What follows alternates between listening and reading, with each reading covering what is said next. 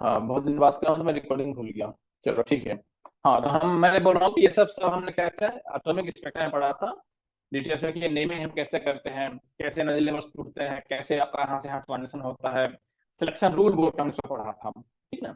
फिर हमने देखा था कि कैसे how this energy levels are affected in the presence of magnetic field. तो मैग्नेटिक फील्ड के प्रेजेंस में क्या था, दो इफेक्ट था आपका। एक था आपका जीमैन इफेक्ट और एक क्या था आपका पार्सन बैक इफेक्ट था आपका, ठीक ना। तो जीमेन इफेक्ट और पासना के इफेक्ट में क्या आपका डिफरेंस है आपका। तो जीमेन इफेक्ट में जो आपका मैग्नेटिक फील्ड है वो आपका वीक होता है, और आपका जो पासन बैक इफेक्ट है उसमें मैग्नेटिक फील्ड क्या आपका होता है, स्ट्रांग होता है, रिलेटिवली क्या आपका है, स्ट्रांग होता है। पासन बैक है आपका सिलेबस में, मतलब पढ़े हैं, बताइए क्वेश्चन है पासन नहीं बैक। पढ़े। अच्छा, नहीं था, वो भी स्पेक्ट्रा का ही सेक्शन है, तो नहीं था होगा तो नहीं पढ़े होंगे, ठीक है। हाँ, याद रख लेना कि जीमेन इफेक्ट और पासन बैक इफेक्ट में क्या आपका है कि जो मैग्नेटिक फील्ड होता है जीमेन में वीक होता है, और पासन में क्या होता है, स्ट्रांग होता है।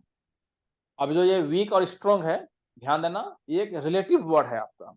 रिलेटिव मतलब हम वीक और स्ट्रांग किसी दूसरे के रेफरेंस में हम बोलते हैं हमेशा, ठीक है। जैसे कोई मेरे बारे में पूछे कि मैं वीक हूँ कि स्ट्रांग हूँ, तो किस मतलब कैसे बोलेगा कोई कि मैं स्ट्रांग वीक हूँ, है ना। तो कोई 5 साल का बच्चा होगा उससे तुलना कर दोगे तो बोलेगा हाँ मैं स्ट्रांग हूँ, है ना। और कोई एकदम बॉक्सर होगा, कोई भीम का शरीर वाला होगा, तो उससे तुलना कर मैं वीक हो गया मैं फिर। तो तुलना करना होता है, तुलना, है ना। तो यहाँ पे वीक और स्ट्रांग जो आपका है, हम किससे तुलना कर रहे हैं, कोई बताएगा कि हम जो अप्लाई मैग्नेटिक फील्ड कर रहे हैं उस मैग्नेटिक फील्ड को हम क्या बोल रहे हैं, ये वीक मैग्नेटिक फील्ड है, या स्ट्रांग मैग्नेटिक फील्ड हम बोल रहे हैं। तो हमें जो वीक और स्ट्रांग बोल रहे हैं अप्लाइड फील्ड को, हम किससे तुलना करके बोल रहे हैं कि वीक है या स्ट्रांग है, कोई बताएगा। देखो ये सब सारे आपके कॉन्सेप्ट है ना, अगर मैं सेट करता हूँ तो ऐसे ऐसे क्वेश्चन आपको देता है इस तरीके से, क्योंकि यही आपके क्या है, कॉन्सेप्ट हैं आपको, ठीक है, थ्योरेटिकल कॉन्सेप्ट। कोई बताएगा कि वीक और स्ट्रांग कैसे हम तुलना कर रहे हैं, बताया होगा मैंने अपने लेक्चर में। नहीं, तो वीक जो अप्लाइड फील्ड है आपका, ये एटम हो गया, हम लोग क्या किए हैं इसको, हम लोग एक अप्लाइड फील्ड में, अप्लाइड मतलब हम बाहर से फील्ड अप्लाई किए हुए हैं। तो ध्यान देना आप वहां पे कि वीक हम स्ट्रॉन्ग कैसे बोलते हैं हम लोग। तो ये जो इलेक्ट्रॉन्स जो मूव कर रहे हैं एटम के अंदर, न्यूक्लियस के बाहर में चारों तरफ, तो इनके ऑर्बिटल मोशन से हमने समझा था क्या कि जो इनका पाथ है, that path is also a tiny current carrying loop, है ना। ये जो पाथ है इसमें आपका इलेक्ट्रॉन मूव कर रहा है, ये पाथ क्या है, एक करंट कैरिंग लूप के जैसा आपका ये पाथ है, क्योंकि इस पाथ में क्या आपका है, करंट फ्लो कर रहा है, इलेक्ट्रॉन फ्लो कर रहा है, मतलब क्या फ्लो कर रहा है, करंट फ्लो कर रहा है। तो इस पाथ में करंट फ्लो कर रहा है, कितना फ्लो कर हम समझे हुए थे, जायरोमैग्नेटिक रेशियो वगैरह में भी हम लोग किए होंगे, करंट फ्लो कर रहा है। अब आपको पता है कि कोई भी करंट कैरिंग लूप जो है आपका मैग्नेटिक फील्ड जनरेट करता है, ठीक है। So because of the orbital motion of this electron inside the atom, this orbital path is a tiny current carrying loop which produces magnetic field inside the atom, ठीक है। यही loop क्या कर रहा है, मैग्नेटिक फील्ड जनरेट कर रहा है अंदर में, बिकॉज ऑफ द मोशन की वजह से, ठीक ना। उसी तरीके से इस इलेक्ट्रॉन में क्या है, स्पिन भी है, ये आपका स्पिन हम लोग समझे हुए हैं, स्पिन भी आपका है। So because of that spin, there is also a magnetic field, है ना। So because of orbital motion, there is a magnetic field, and because of the spin motion, there is a magnetic field, and these magnetic fields are called internal magnetic field of the atom. ये atom के अंदर की हम बात कर रहे हैं, उसके अंदर पे क्या है, मैग्नेटिक जनरेट आपका हो रहा है, ठीक है। तो हम जो तुलना कर रहे हैं, ये जो अप्लाइड मैग्नेटिक फील्ड होगा वो वीक होगा स्ट्रॉन्ग होगा, हम किससे तुलना कर रहे हैं, तो एटम के इंटरनल मैग्नेटिक फील्ड से हम तुलना कर रहे हैं। और इंटरनल मैग्नेटिक फील्ड मतलब क्या हो गया, यही आपका because of the orbital motion and because of the spin motion जो आपका फील्ड जनरेट हो रहा है, हम उससे तुलना कर रहे हैं, ठीक है। तो अगर उस इंटरनल फील्ड से आपका अप्लाइड फील्ड कम है तो हम बोलेंगे वीक है, और अगर उस इंटरनल फील्ड से आपका अप्लाइड फील्ड ज्यादा है तो हम क्या बोलेंगे, हम लोग स्ट्रॉन्ग बोलते हैं आप हम लोग। So this one is the basic difference, basic main difference between Zeeman effect and the Paschen back effect, ठीक है। थ्योरेटिकल कॉन्सेप्ट आपका है। नहीं भी सिलेबस में तभी आपसे पूछा जा सकता है ऐसा कुछ, ये जनरल नॉलेज की बात हो गई, ठीक ना। उसके बाद जीमेल में आपको समझाया था मैंने कि जीमेल में क्या है, दो है अनामोलस है, क्या आपका है क्या था आपका नॉर्मल जीमेल इफेक्ट था आपका एक, और एक क्या था आपका अनामोलस जीमेल इफेक्ट था। तो दोनों में डिफरेंस क्या है, स्पिन का डिफरेंस आपका है कि नॉर्मल जीमेल इफेक्ट में क्या है, स्पिन नहीं होता है, एस जीरो होता है, सिंगलेट स्टेट्स को बोलते हैं हम लोग। और जो आपका अनामोलस है वो क्या आपका है उसमें स्पिन होता है आपका, यहाँ पे वो मल्टीप्लेट स्टेट आपका होता है। तो ये सब सारी बातें हमने क्या कर ली है, ऑलरेडी कर ली हैं एटॉमिक स्पेक्ट्रा में, ठीक है। चलो, तो यहाँ तक तो कोई दिक्कत नहीं है, हम लोग आगे बढ़ते हैं।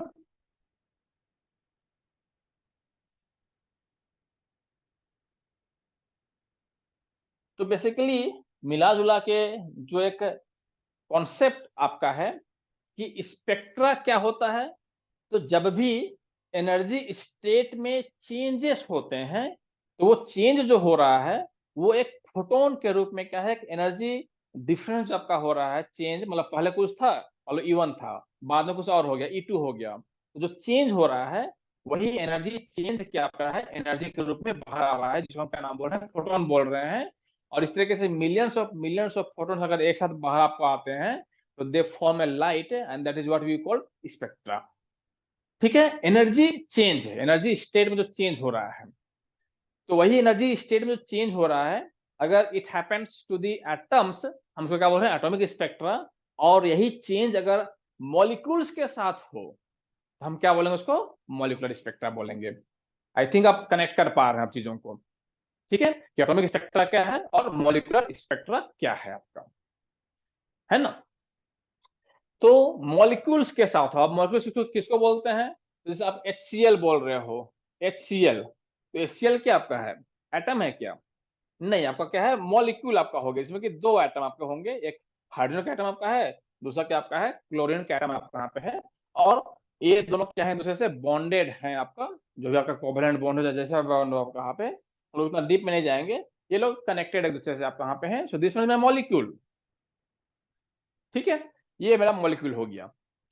तो इस मॉलिक्यूल के एनर्जी स्टेट्स में जो चेंजेस होंगे, उससे जो एनर्जी रिलीज होगा, उस चेंज से जो एनर्जी रिलीज होगा, या उससे जो आपका फोटोन रिलीज हो रहा है, तो उसको हम क्या बोल रहे हैं, मॉलिक्यूलर स्पेक्ट्रा, ठीक है। क्लियर है, बताओ एक बार हाँ ना बोलो जल्दी से, समझ में आ गई ये बात है कि एटॉमिक स्पेक्ट्रा क्या है, मॉलिक्यूलर स्पेक्ट्रा क्या है, समझ में आ गई बात है,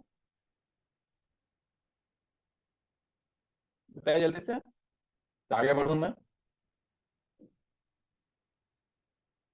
कोई कुछ नहीं बोलता है, आवाज आ रही है मेरी।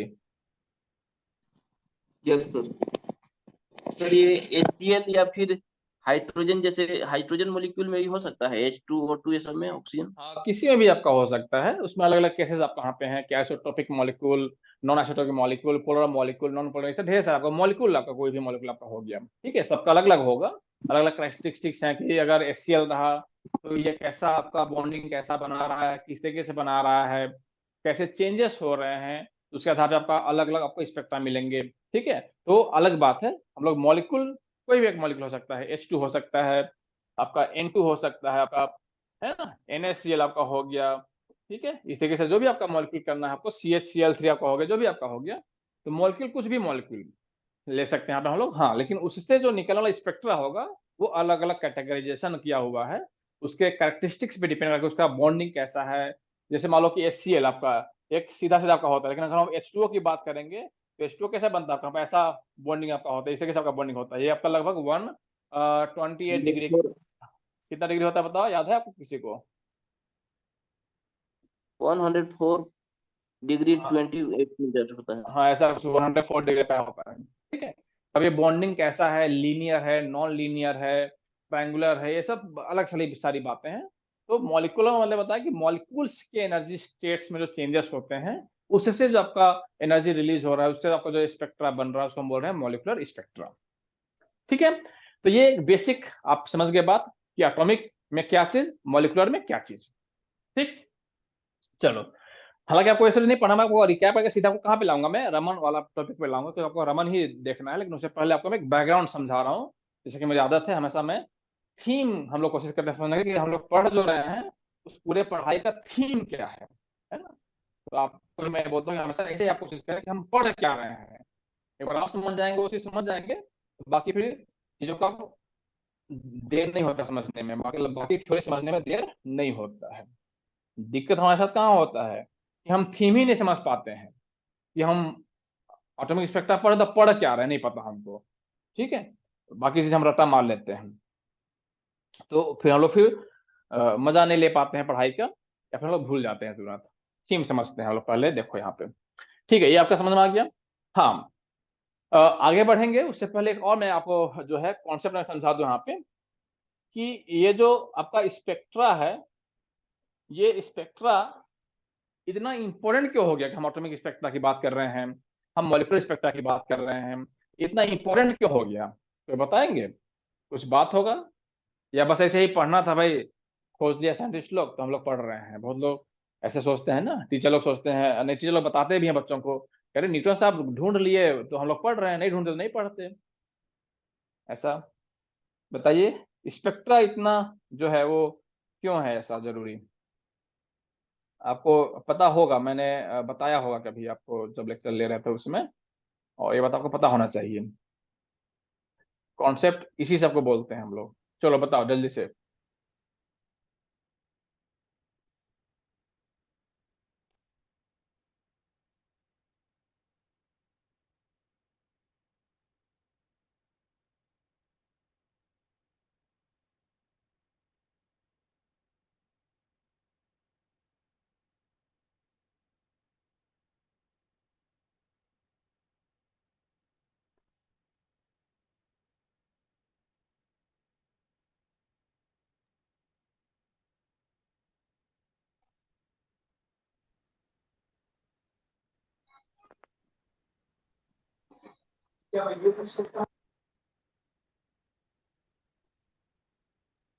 नहीं पता किसी को सर स्पेक्ट्रा हम लोग। ये स्पेक्ट्रा से हम लोगों को ये जो माइक्रोस्कोपिक जो पार्टिकल है उसका वेव कैरेक्टरिस्टिक का भी पता चलता है। वेव कैरेक्टरिस्टिक्स, वेव मतलब कैसा, वेव पार्टिकल ने से जो आप पढ़े हैं उसके बारे में बात कर रहे हैं क्या? ये जो क्वांटम जो ये है ना, क्वांटम में जो माइक्रोस्कोपिक जो पार्टिकल है हाँ, तो वही वेव पार्टिकल डुअलिटी जो बोल ये रहे हैं। नहीं, वो नहीं पता चलता है, ये गलत आंसर है, कहीं भी सबका कनेक्शन ऐसा नहीं है। और कोई, स्पेक्ट्रम हम लोग करते पढ़ते क्यों हैं? इतना सारा हम लोग जो है पढ़ रहे हैं, इतना दिमाग खपा रहे हैं, तो क्यों, ये हम मेरा क्वेश्चन है। और कोई बताना चाहेगा, बताओ।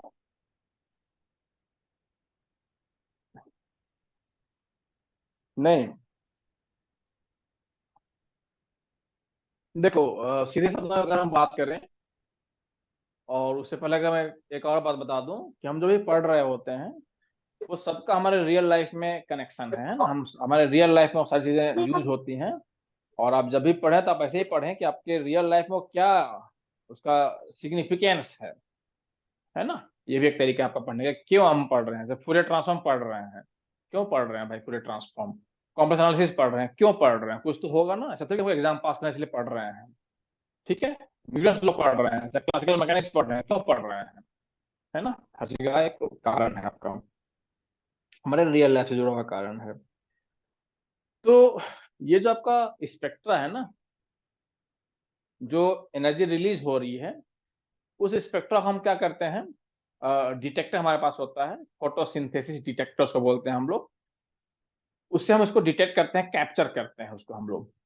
और कैप्चर करने के बाद हम क्या करते हैं, उसका इंटेंसिटी हम लोग, इंटेंसिटी वर्सेस फ्रीक्वेंसी, इसको बोलते हैं स्पेक्ट्रम कर्व, बोलते हैं इसको हम लोग स्पेक्ट्रम। फ्रीक्वेंसी के अनुसार हम क्या करते हैं, अरेंज करते हैं, आपका स्पेक्ट्रम कहलाता है आपका। तो हम लोग क्या करते हैं इसमें, उसका इंटेंसिटी स्टडी करते हैं हम लोग, जो रिलीज हो रहे हैं।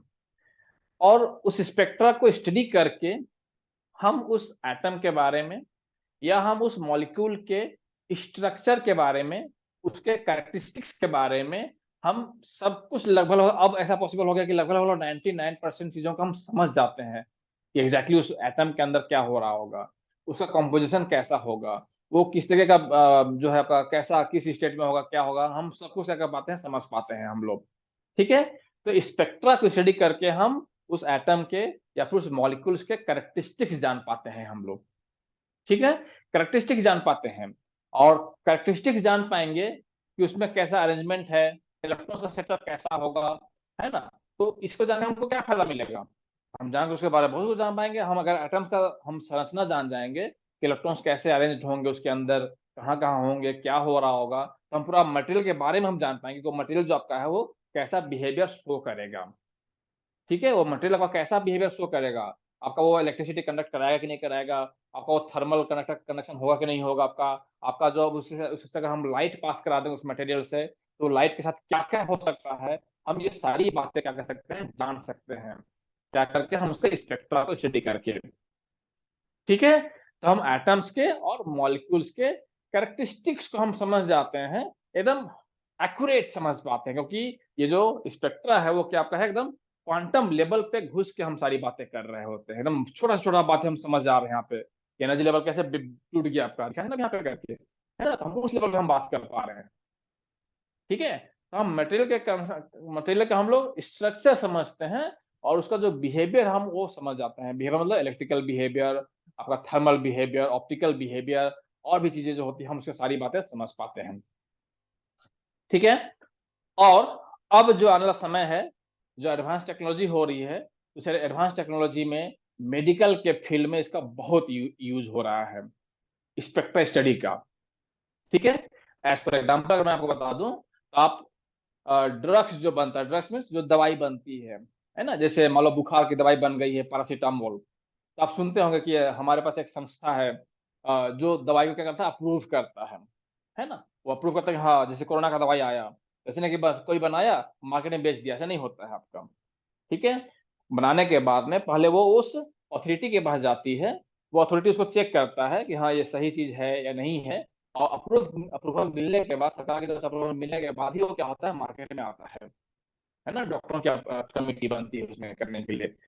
तो मान लो मलेरिया, मतलब बुखार का आपको दवाई बना है, पैरासीटामोल एक बार चलता है अच्छा खासा, हम्म, तो कैसे वो चेक करते होंगे कि पैरासीटामोल जो आपका है वो सही बना है कि नहीं बना है, मतलब जो आपका बुखार है उस बुखार के लिए कितने मात्रा में कौन सा केमिकल चाहिए वो आपको जानना होता है ना। अगर सही कंपोजिशन बना होगा तो आपको वो सही आपका इफेक्ट करेगा, सही काम करेगा। अगर जो कंपोजिशन है अगर वो थोड़ा भी ज्यादा कम हो गया तो आपके लिए वो उल्टा असर कर सकता है आपका, उसको बोलते हैं रिएक्शन हो गया, उसी को बोलते हैं हम लोग।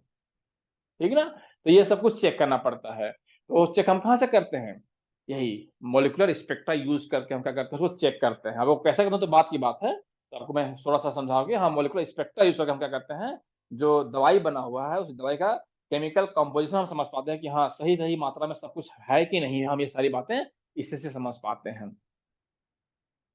ठीक है, उसके बाद आप सुने होंगे एमआरआई स्कैन हो रहा है आजकल, एमआरआई स्कैन होता है, सीटी स्कैन होता है, वो सारी चीजों में आपके बॉडी का क्या होता है, मॉलिक्यूलर स्पेक्ट्रा लेकर के आपका बॉडी का पूरा चीज को जांचा जाता है कि आपके बॉडी के अंदर जो भी चीजें हो रही है वो सब कुछ सही है कि नहीं है आपका। ठीक है, ये मॉलिक्यूलर स्पेक्ट्रा, या फिर उसको न्यूक्लियर स्पेक्ट्रा की जगह पढ़ेंगे, मैसेज में पढ़े होंगे आप लोग एनएमआर, न्यूक्लियर मैग्नेटिक रेजोनेंस पढ़े होंगे आप, एक पढ़े होंगे ईएसआर पढ़े होंगे आप, इलेक्ट्रॉन स्पिन रेजोनेंस, याद है कुछ ये सब बात, एनएमआर, ईएसआर सुने हो नाम, फटाफट बताओ हाँ ना, नहीं पता, भूल गए सब। ठीक है, तो ये सब जो है अ, आपका यूज होता है आपका ये, ठीक ना। तो एडवांस टेक्नोलॉजी में हमको ये सब सारी चीजें यूजफुल हैं, ये स्पेक्ट्रा का स्टडी करने के बाद हमको ये सब मिलता है आपका। ठीक ना, चलो, तो मैंने आपको समझाया कि जो आपका ये मॉलिक्यूल्स के एनर्जी स्टेट में जो चेंज हो रहा है, उस चेंज की वजह से जो एनर्जी रिलीज हो रहा है उसको आप जब स्टडी करते हो, उसको आप जब देखते हो तो आपका क्या हो गया, मॉलिक्यूलर स्पेक्ट्रा आपका हो गया। अब देखो, फिर मैंने बोला आपको कि आपका जो मॉलिक्यूल हो, कुछ भी मॉलिक्यूल आपका हो सकता है, और उससे जो स्पेक्ट्रा निकल रहा है वो स्पेक्ट्रा कैसा होगा, क्या होगा, किस कैटेगरी का होगा, तो ये सब सारी बातें तो उससे स्ट्रक्चर पे डिपेंड करेंगी। स्ट्रक्चर मतलब कि वो लीनियर है, डायटोमिक है, ट्रायटोमिक है, मोनोटोमिक है, वो सब सारी बातों पे डिपेंड करता है आपका। ठीक है, अब हम लोग थोड़ा सा ये समझ लें कि ये जो मॉलिक्यूल है उनका हम एनर्जी स्टेट कैसे देखते हैं हम लोग।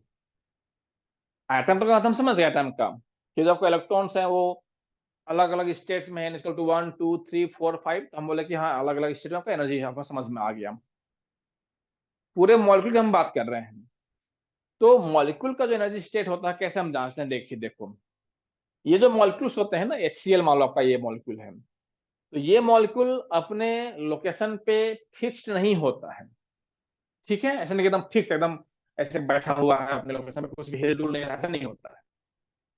जो एटम्स होते हैं वो अपने पोजीशन के अबाउट अलग अलग तरह का मोशन करते हैं, अलग अलग तरह का मोशन करते हैं। ठीक है, और उनके मोशन से क्या आपका होता है, उनका एनर्जी स्टेट डिसाइड होता है। जैसे अगर मैं सिर्फ ऐसे चल रहा हूं तो क्या हुआ, मेरे पास एक लीनियर मोशन हुआ या फिर ट्रांसलेशनल मोशन हुआ। ठीक है, अब मैं ऐसे चल भी रहा हूं, ऐसे घूम भी रहा हूं, या फिर मान लो ऐसे घूम रहा है, ऐसे घूम रहा हूं, इस तरीके से घूम रहा हूं अपने जगह पे खड़ा होकर, ऐसे घूम रहा है ऐसे यहाँ पे, तो क्या हुआ मेरे पास है, रोटेशनल मोशन हुआ मेरे पास, सिर्फ रोटेशनल मोशन आपका हुआ। अब अगर मैं चल भी रहा हूं, ऐसे घूम भी रहा हूं, तो ट्रांसलेशन भी हुआ और क्या हुआ, रोटेशन भी हुआ। फिर क्या हुआ, मैं चल भी रहा हूँ या फिर जैसे जैसे वाइब्रेट कर रहा हूँ, वाइब्रेट कर रहा हूँ, तो क्या आपका हुए, वाइब्रेशनल मोशन आपका हुआ। तो अलग अलग तरह के जो मोशन होते हैं, उन मोशंस की वजह से क्या कहता है, उस सिस्टम में एनर्जी जनरेट होता है, जिसको क्या बोलते हैं, काइनेटिक एनर्जी। तो काइनेटिक एनर्जी आपका सिर्फ एक नहीं होता है आपका, काइनेटिक एनर्जी आपका होता है बिकॉज ऑफ द ट्रांसलेशन होता है, बिकॉज ऑफ द रोटेशन आपका होता है, बिकॉज ऑफ द वाइब्रेशन आपका होता है, ये तीन आपका होता है। ठीक है, तो मैं बोल रहा हूं कि एनर्जी स्टेट जो होता है यहाँ पे, वो हम कैसे डिसाइड कर रहे हैं यहाँ पे हम लोग एनर्जी स्टेट। तो अ, ये कैसे आपका हाथ होता है, तो because of the motion of molecule. ठीक है, मॉलिक्यूल का जो मोशन आपका होता है उससे क्या आपका होगा, ये आपका एनर्जी डिसाइड होता है। ठीक है, अब जब ये मोशन हो गया, ये तीन आपका होता है, इसको हम बोलते हैं ट्रांसलेशनल मोशन। ट्रांसलेशनल मोशन हो गया, दूसरा क्या आपका हो गया, रोटेशनल आपका हो गया, रोटेशनल आपका हो गया, और तीसरा जो आपका हो गया, ये क्या आपका हो गया, वाइब्रेशनल आपका हो गया, वाइब्रेशनल। ठीक है, ये तीन तरह का क्या आपका हो गया, मोशन आपका हो गया, रोटेशनल, ट्रांसलेशनल। हालांकि ट्रांसलेशन में नहीं आपका आता है, क्योंकि मॉलिक्यूल्स तो आपके आपको है, जो आपका है ये बॉन्ड से जुड़े होते हैं, तो आपका ये मूव नहीं कर रहे होते हैं ना, कि ये उठ के उधर चला जा रहा है, उठ के उधर चला जा रहा है, ऐसा नहीं होता है आपका यहाँ पे। तो मॉलिक्यूल का हम बात करते हैं, ट्रांसलेशन नहीं आता आपका, इन जनरल क्या आपका आता है, ट्रांसलेशन भी आपका आता है। ठीक है, तो मॉलिक्यूल के सेंस मैंने काट दिया इसको यहाँ पे, मॉलिक्यूल में ट्रांसलेशन नहीं होता है, इसमें दो आपका होता है। ये भी आपका होता है थोड़ा बहुत, लेकिन इतना नहीं। रोटेशनल और क्या आपका होता है, वाइब्रेशनल आपका होता है। ट्रांसलेशनल, रोटेशनल, और क्या आपका हो गया, वाइब्रेशनल। ठीक है, ये आपका हो गया। अब ये तीनों जो आपका है यहाँ पे, ये जो तीनों मोशन जो आपका है, वो किस मॉलिक्यूल में कौन सा मोशन होगा। जैसे HCl की बात कर रहे हैं, तो जैसे HCl में कौन सा मोशन हो रहा होगा, ट्रांसलेशनल हो रहा होगा, कि रोटेशनल आपका हो रहा होगा, कि आपका वाइब्रेशनल आपका हो रहा होगा, क्या आपका हो रहा होगा। ठीक है, तो ये डिपेंड करता है दो चीजों पे। बात समझ में आ रहा है, तो ये डिपेंड करता है आपका दो चीजों पे। ठीक है, कि ये कौन सा आपका होगा आपका यहाँ पे, तो डिपेंड्स ऑन, पहला चीज की टेम्परेचर, पहला चीज आपका हो गया इसका स्ट्रक्चर, स्ट्रक्चर ऑफ मॉलिक्यूल।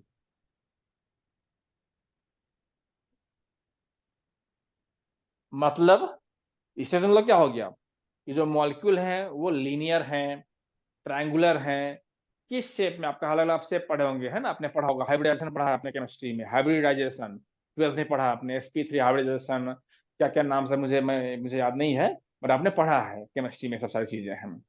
ठीक है, तो स्ट्रक्चर ऑफ मॉलिक्यूल्स, मतलब कि जैसे लीनियर हो गया, लीनियर है, कि ट्रायंगुलर है आप कहाँ पे, ट्रायंगुलर है, तो प्लेनर है कि नहीं है आप कहाँ पे, कि अलग अलग प्लेन में आप कहाँ पे है। तो ये सब आपके अलग अलग चीज आपको होंगे, कि लीनियर है, ट्रांसलेशनल है, प्लेनर है क्या आपका, ऐसा ऐसा आपका सब कुछ हो गया। ठीक है, जैसे HCl क्या हो गया, लीनियर हो गया। आपको मैंने H2O बोला था, तो H2O क्या आपका है, H2O आपका, ट्रायंगुलर। हाँ ट्रायंगुलर कैसे आपका हो गया ऐसे। ठीक है, तो अलग अलग का होता है। केमिस्ट्री में ऐसा चीज पढ़ते हैं हम लोग, कौन सा मॉलिक्यूल कैसा स्ट्रक्चर शो करता होगा। तो स्ट्रक्चर हो गया, और दूसरा आपका हो गया क्या, टेम्परेचर। कि आप जो मॉलिक्यूल की बात कर रहे हैं, जिस सिस्टम की बात कर रहे हैं, उसमें टेम्परेचर जो है क्या है आपका। ठीक है, तो लो टेम्परेचर पे अगर हम बोले, या फिर हम रूम टेम्परेचर की बात करेंगे, रूम टेम्परेचर की बात करेंगे, तो रूम टेम्परेचर में बेसिकली क्या आपका होता है, ट्रांसलेशनल काइंड ऑफ मोशन आपका होता है रूम टेम्परेचर पे आपका। ठीक है, आपका होता है ट्रांसलेशनल मोशन आपका होता है। थोड़ा सा हम टेम्परेचर बढ़ा देंगे। ठीक है, रूम से थोड़ा सा बड़ा ज्यादा टेम्परेचर आपका हो जाएगा, तो क्या आपका होता है, रोटेशनल आपका होता है, मतलब ट्रांसलेशन प्लस रोटेशन आपका हो जाता है। और एट वेरी हाई टेम्परेचर वहां पे तीनों आपका मिल जाता है, ट्रांसलेशनल भी होता है, रोटेशनल भी आपका होता है, और क्या आपका होता है, वाइब्रेशनल भी आपका होता है। ठीक है, तो टेम्परेचर, तो एट लो टेम्परेचर या रूम टेम्परेचर का इतना हो गया, थोड़ा हाई टेम्परेचर पे अब रूम टेम्परेचर आपका ये हो गया, and at very high temperature आपका ये हो जाता है आपका, तीनों आपको मिल जाता है उसमें आपका यहाँ पे। ठीक है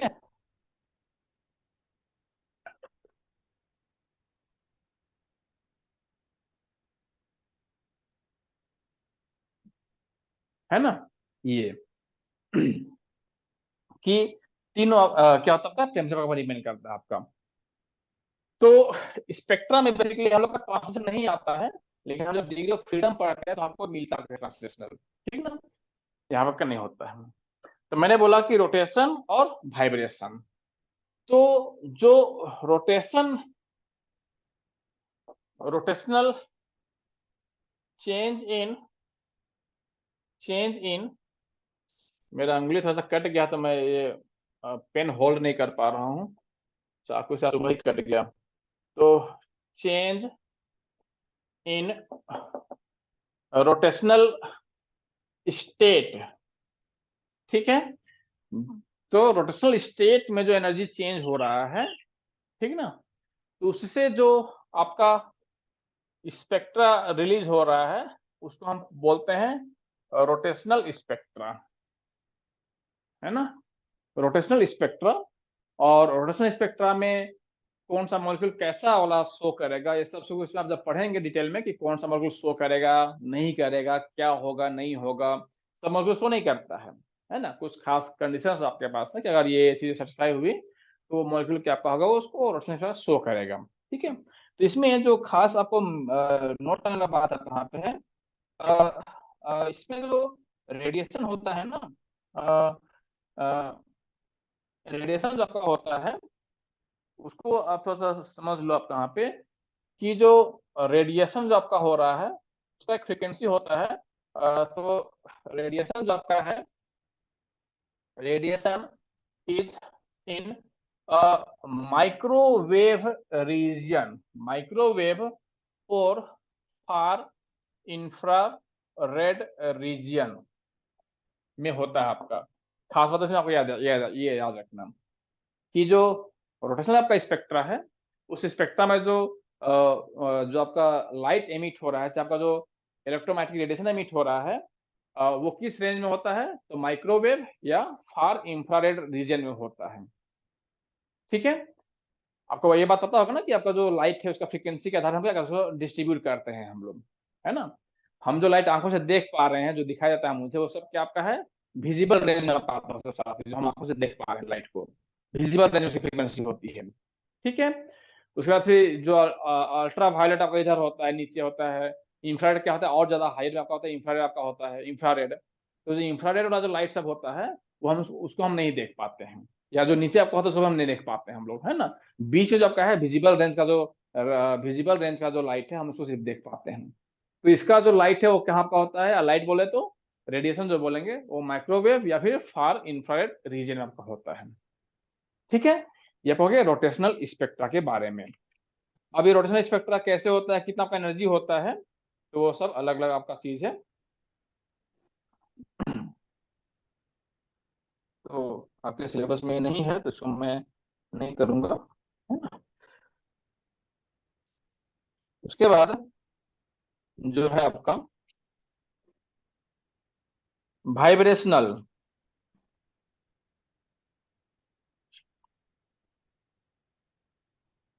ठीक है। तो आगे मैं लिख दूं यहाँ पे कि चेंज इन वाइब्रेशनल स्टेट जो हो गया, ये क्या आपका हो गया, वाइब्रेशनल स्पेक्ट्रा आपका हो गया, ये वाइब्रेशनल स्पेक्ट्रा।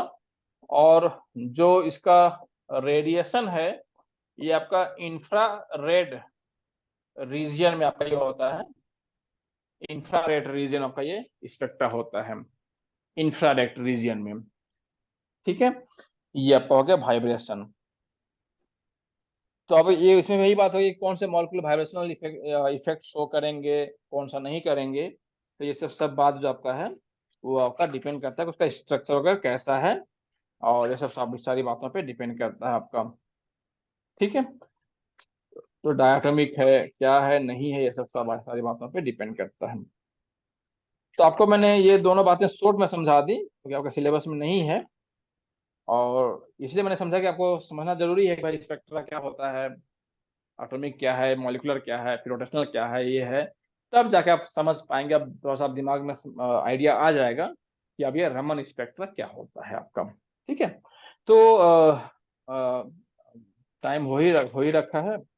तो हम लोग क्या करते हैं, कल जो है हम लोग अब इस पे रमन स्पेक्ट्रा का हम लोग करेंगे इसमें, ठीक है। कुछ थ्योरी है मैं उसको लिखा दूंगा, और उतना से आपका काम चल जाएगा, और जो भी प्रॉब्लम्स होगा तो उसमें आपका मिल जाएगा आराम से, ठीक ना। कि रमन स्पेक्ट्रम वही बात करेंगे कि एनर्जी लेवल कैसे आपका है, एंटी स्टॉक्स स्टॉक्स वाला क्या क्या है आपका, ठीक ना। और इसका जो रमन स्पेक्ट्रम में जो आपका वो है वो क्या एक्चुअली में है, क्या इफेक्ट क्या है आपका, और उसके जो रेडिएशन है वो किस रेंज में रहते हैं।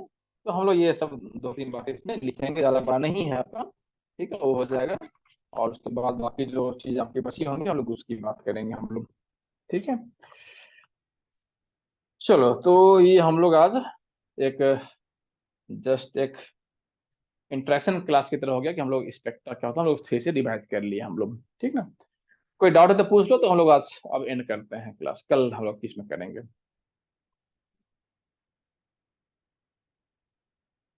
बताइए, कुछ पूछना है तो।